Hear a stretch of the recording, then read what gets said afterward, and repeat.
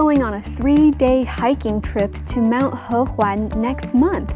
That sounds fun. Have you prepared all your hiking gear? Yeah, I have a sturdy backpack that can hold my food, water, and clothes. That's good. Do you have proper clothing? Yes, I have quick-dry pants and moisture-wicking t-shirts and underwear. I also have a light jacket if it gets cold at night. Are you ready in case it rains?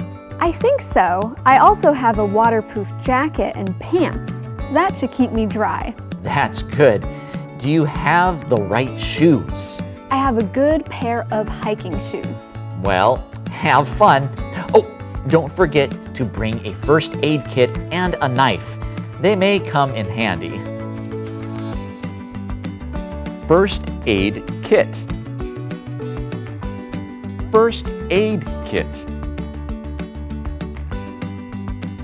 Moisture wicking. Moisture wicking. Waterproof. Waterproof.